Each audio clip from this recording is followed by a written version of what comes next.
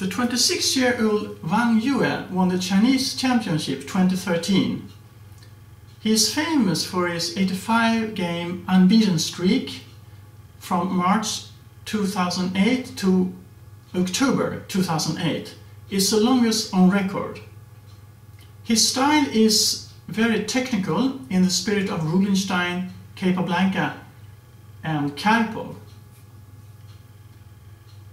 He managed to win the tournament 1.5 points ahead of his nearest rival, but he lost the last game, and according to what he told the journalists, it was because he played too passive in this game, which we soon will show you, and also because he was tired, and the reason was he had many long games during the tournament. And the third reason was that he was trying to develop his playing style, because he's a very technical player, and you can understand he wants to try to play more dynamic. But in the last game he played too passive, but he did have some new ideas. His opponent, who was white, Zhao Yun, played e4, and Wang Yue defended with the French defense. And now Zhao Yun played the Tarrasch variation, and Wang Yue preferred to release the tension in the center immediately. So white has a very strong centralist knight, which black wants to attack. This system with bishop d7, with the idea to play the bishop to c6, has a reputation of being passive, but many players who are known for their attacking skill, like for instance Nakamura had tried the system, also Zhao. Of course, white just develops naturally, and black put immediate pressure on the knight. Now it's important black doesn't put pressure on the knight e4 immediately with this move, because then black can just take the knight, and if black takes back with the queen, it will be trapped after bishop g5. Even though black has this move, and it looks like black is winning, it is white who is winning after queen d2. So this is a famous trap in this variation. If now queen takes d4, the queen is lost after bishop b5 check.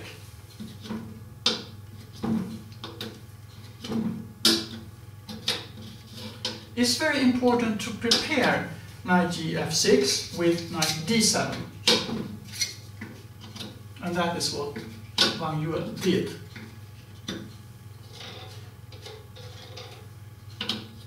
White naturally castles,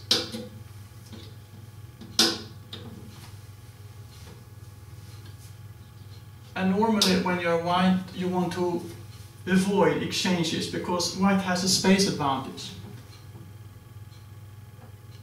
So it's in black's interest to change pieces, so he has more room for his pieces to maneuver.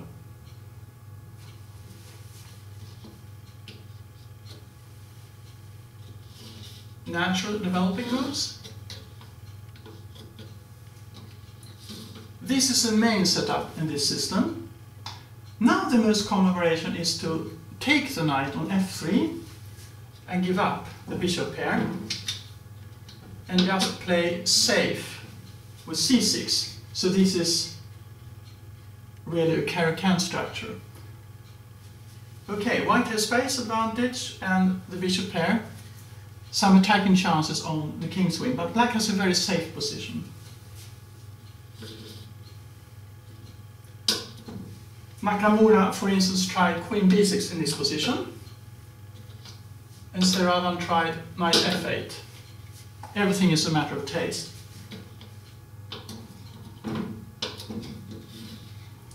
Of course, this is a bit passive, so you can understand Wang Yue wanted to try something else. So he played rook e8 keeping some options.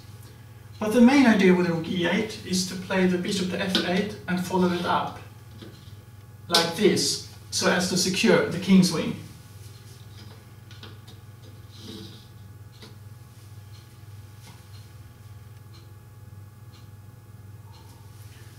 Now, Zhao played bishop c2, and the main idea is to put the queen on the diagonal b1, h7 in the future. The normal move is otherwise to play the bishop to f4.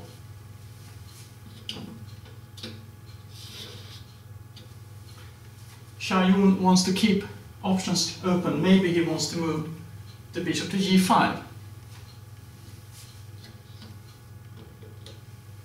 And that is actually what he did.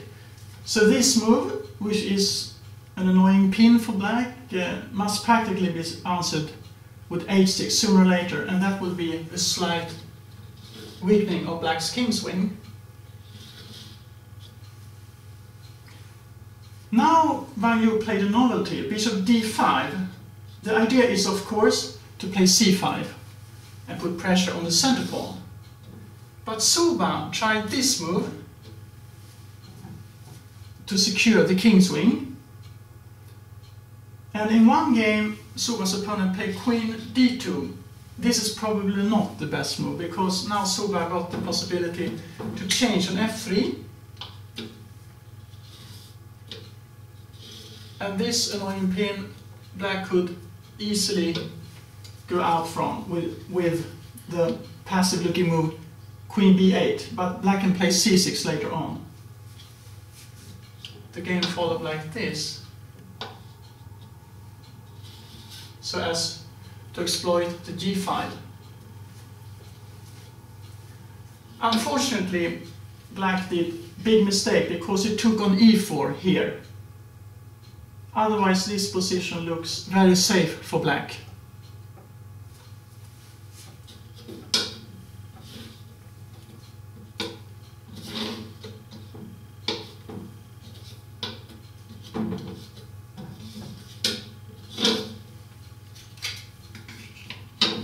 Instead came bishop d5. Zhao put the knight on e5, and Wang Yu played c5. And now came queen d3. So the pressure is strong now on the diagonal b1, h7. Wang Yu solved that problem with this clever maneuver. He has this in-between move, which forces the queen away from the dangerous diagonal.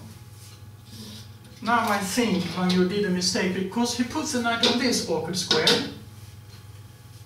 This is probably better, and then trying to secure the king's wing later on, using Suba's method, g6 and bishop g7, and if necessary play h6 to h5. But that will weaken the g5 square. After this, black's king's position collapses very quickly. Now bishop a6 is a threat, and white is attacking black's king with 4 pieces, and the 5th piece is on its way.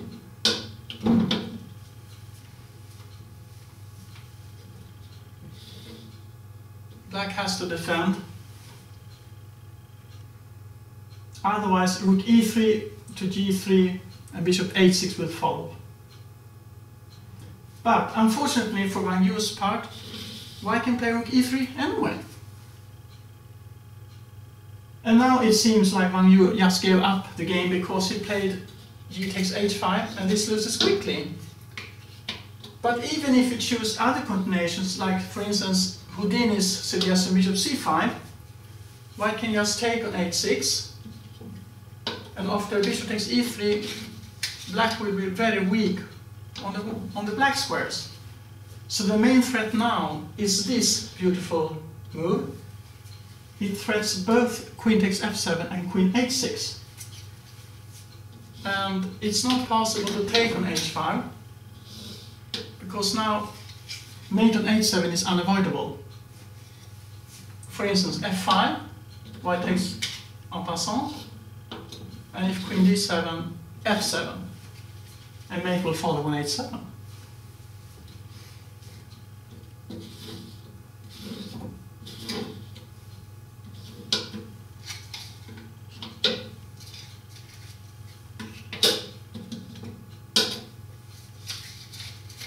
So bishop c5 would not help in the long run.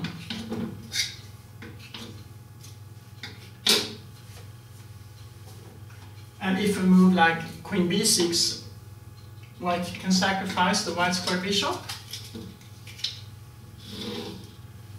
And now I thresh rook g3, for instance, and white wins. If now bishop takes f6, e takes f6, rook d7, f7.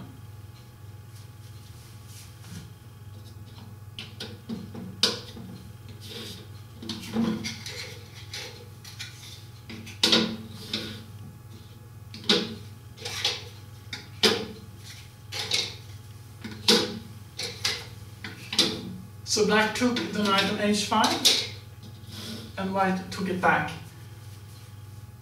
Now white has a very simple plan. Just place the rook on g3, and then follow it up with queen g4. What can black do? Nothing. Wang Yu played rook e7.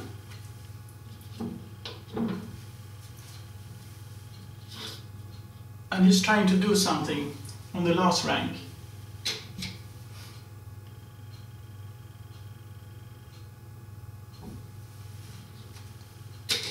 After this move, black resigned, because black can do nothing on the last rank. After all, the queen also controls the d1 square, not only the rook. So if black plays something like this, he can choose to take with the queen or even with the pawn if he wants, because the king will get an escape square.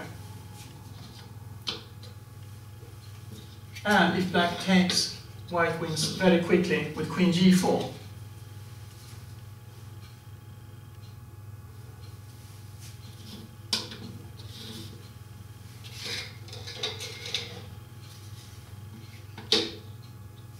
So, what is the lesson of this game? I think it's better to play according to Zuba's method. Bishop d5 looks too slow. And if black wants to play this variation anyway, it's necessary to put the knight on d7. But I think the system which Zuba played with g6 and bishop g7 is a relatively safe setup for black.